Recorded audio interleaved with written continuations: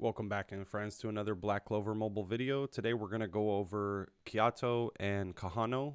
They're coming out in, I believe, 2 days from today.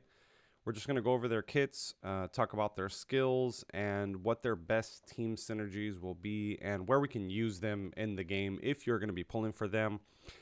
I will probably be hard skipping this banner just because we have a lot of great banners coming out. But for whoever is going to be grabbing these characters, let's go ahead and dive in and just take a look at them. I'm going to go ahead and put up the whole full game screen so that way we can see everything and my face won't be in the way. Let's start with his passives. He is a blue attacker, so we already have Julius. We already have the Season 2 Yami, and a lot of other blue attackers that we have in the game already. With our teams probably already clearing out the dungeon by this point, it's not a necessity to grab him, but if you are a newer player and for some reason not summoning on Julius and just like him as a character and want to go for him, then let's go ahead and take a peek at what he's going to be providing for us. So his regular passive, upon reaching enhancement level 2, this is going to be dupes, will give you a 5% damage dealt. His unique passive, this is on reaching LR. It gives you a mechanic. I think this mechanic is pretty interesting. I think that it's a pretty cool mechanic that if we didn't have the units that are out already, he would be a great unit in PvP. If you can sustain him for 5 turns. Unfortunately, a lot of PvP fights with the units that we have out right now, they don't last 5 turns. Or they don't allow for, 5 stacks of something like this going on. But let's take a look at it. Grants Enthralling Dance. When an active buff is present, Enthralling Dance grants 5% increased endurance, 5% increased damage resist. Upon stacking 5 Enthralling Dances, removes 5 Enthralling Dances and gains Soon to be Idle for 2 turns. This buff, Soon to be Idle, grants 30% increased endurance, 30% increased damage resist, and 50% increased damage dealt. So a ramp character for sure, and then you pair this with some other of the skill cards, and you have a pure ramp DPS that is going to pop off later on in fights. Hopefully I can pull him on like a banner where I'm pulling for other characters just as like an off character on that banner, because I do want to play around with him in Kahono. Definitely I like to collect all the characters and mess around with different builds. So his skill 1 is going to be Cross Slash. Strikes an enemy with a pair of cross blades, dealing damage. If a buff is present on self attacks after granting a 15% increased damage dealt. So like I said, ramping character for himself. Most of his abilities and skills and utility is going to be aimed at just making himself better rather than going towards anyone else on the field. This one, if we bonus this up, we're just going to get skill attack and skill magic attack increased. His skill 2 is going to be Swirling Torrent. Splashes all enemies with a rapidly spinning force, dealing damage. Attacks after granting a 10% increased crit rate buff for every active buff present. So any buffs that he has, he will get a bonus of 10% increased crit rate. And then this will give us skill upgrade effect, will be skill attack and magic attack up to level 4. And then level 5 is a bonus 5% of crit rate. His ultimate is going to be Dancing Vortex. Slashes an enemy with a sword in a dancing motion, dealing damage. If there are 2 or more active buffs, attack against enemies will become crit. So this is 100% crit rate if you have 2 or more buffs. So pretty cool. Like this is, I think this is one of the first times that we've seen something like this in the game, where if you have buffs or like meet these conditions and this happens for an attacker, definitely. The second part of this is attacks after granting a 15% increased accuracy buff for every active buff. So if I'm reading this correct, this gives you also an increased accuracy buff, which it's not telling us the percentage of it. 15% increased accuracy. Sorry, 15% increased accuracy buff for every buff active. So that's pretty cool. If you have a bunch of buffs on him, like a buffing team, then you'll get a bunch of accuracy, which just means that he's going to land more crits and he'll penetrate through anyone's crit resist and stuff like that. The combined attack is nothing really special, just a 30% increased damage buff is if enemy is taking continuous damage. So that's going to be poison, bleed, and or burn. So overall, pretty cool character. Let's go ahead and take a look at the animations of his attacks. And we'll go one by one. Let me go ahead and just go through these.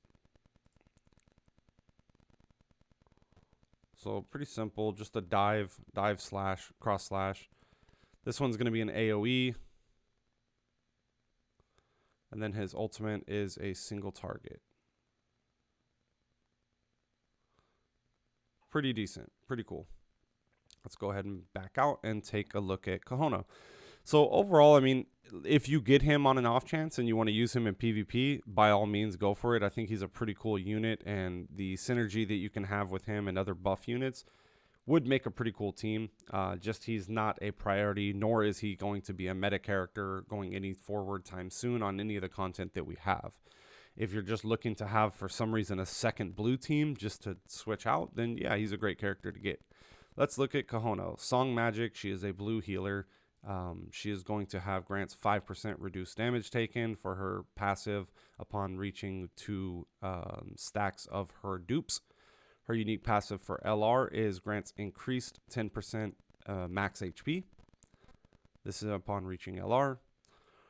Her first skill is Sonar Bomb. Fires mana in form of sound wave, dealing damage to an enemy. This is single target damage. Grants the ally with the lowest HP ratio continuous HP recovery equal to 4% of own max HP for 4 turns. So 4 turns is a pretty good amount of healing. The bonus on this, we get an extra 4%, so we're getting a total of 8% of max HP.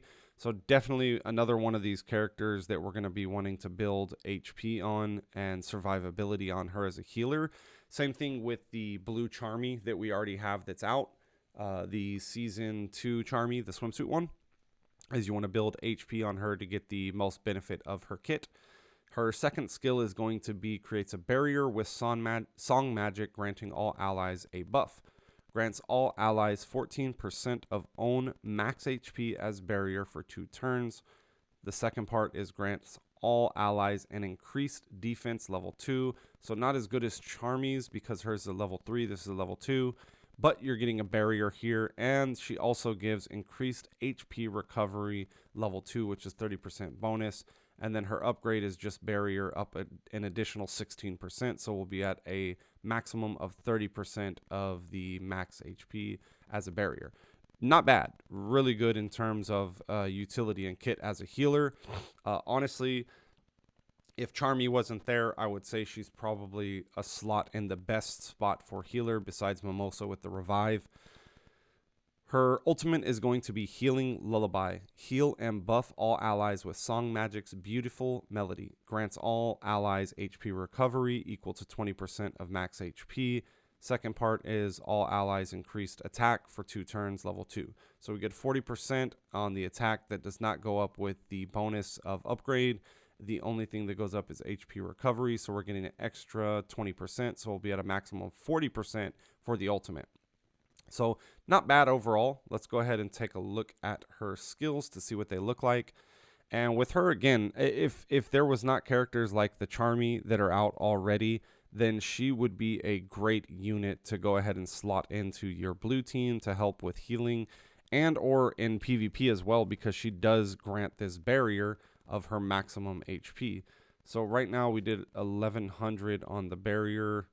Let's see what so her maximum HP was 8400. She did 1100. So yeah, we did cast the barrier. I think this one, let's check it out.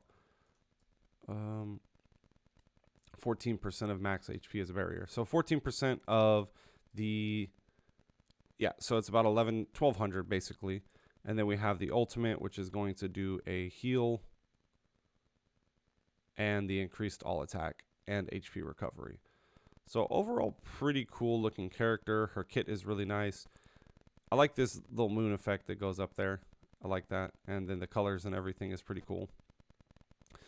Overall, not bad characters. I would not recommend just summoning straight up for them. They're not a priority by any means. Like I said, we already have characters like Julius that are out. We have Blue Yami as well. Fauna, and then Hateful Fauna's coming out as well. So we have a lot of blue damage dealers already. As for the healers, we have the Season 2 Charmy already, and then we also have the regular Charmy if you have her. Oop, where's she at? Here we go, right here. So you have both of these characters that are already out in the game. You don't want to go ahead and spend your resources for that. Anyways, guys, thank y'all so much for watching. Please don't forget to hit that subscribe button. We do Black Clover mobile content every single day, and we keep up with all of the new characters that are coming out, and I will be making guides for each and every one of them, even if I'm not pulling for them on a banner. If you have any questions for either of these characters on like what skill pages to use for them, what talents to go for, anything like that, please let me know down in the comments below. I'll be more than happy to help you out, and I'll catch y'all in the next video.